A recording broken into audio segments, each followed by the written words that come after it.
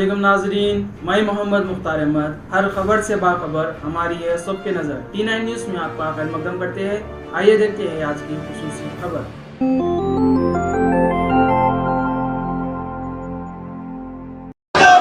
سننے والے بزرگوں،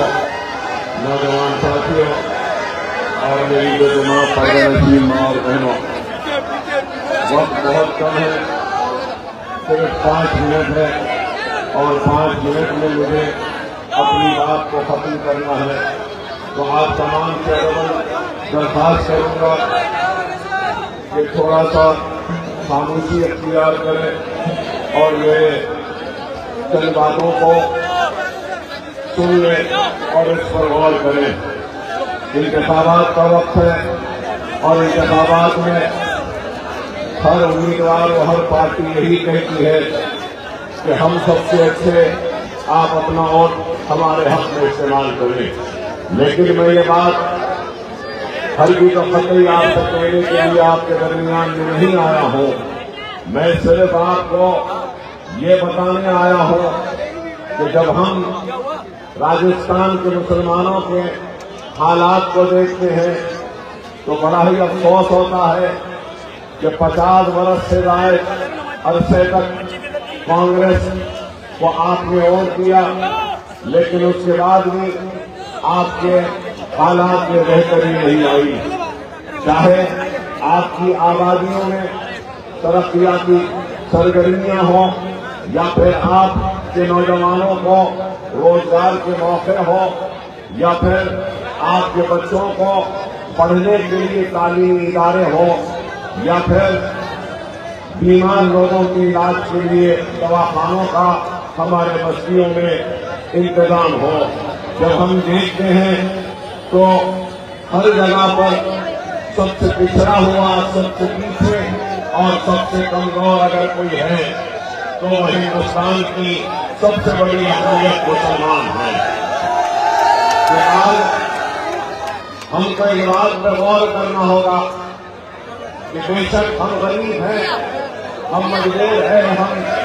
بے بس و لاچار ہیں، لیکن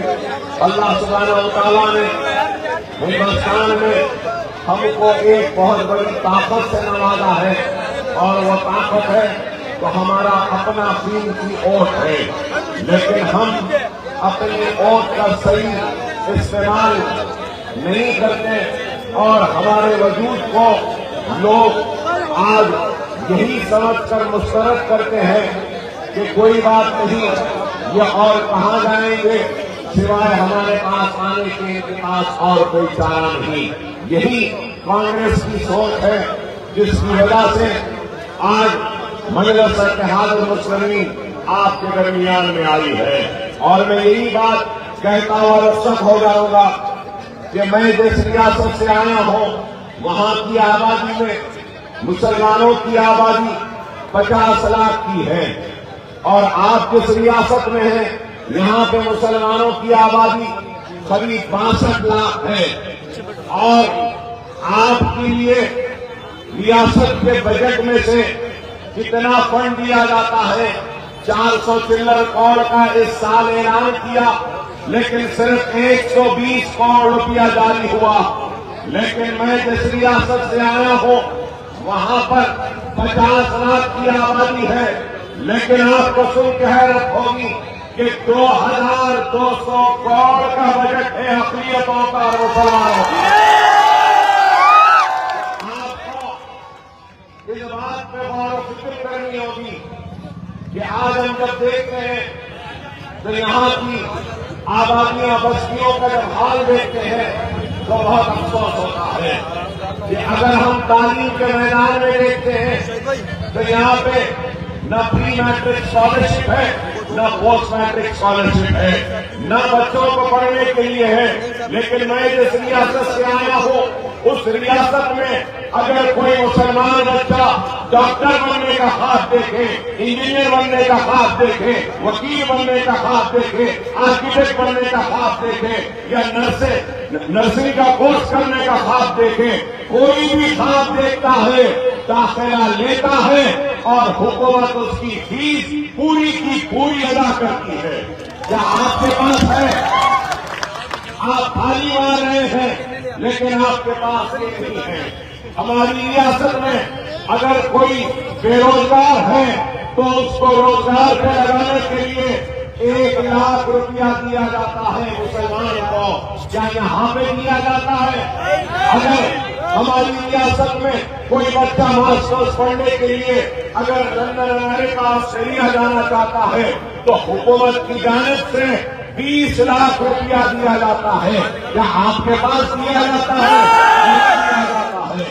آپ کو سن کے حیرت ہوگی کہ ریاست تلنگانہ میں غریب مسلمان بچیوں کی شادی کے لیے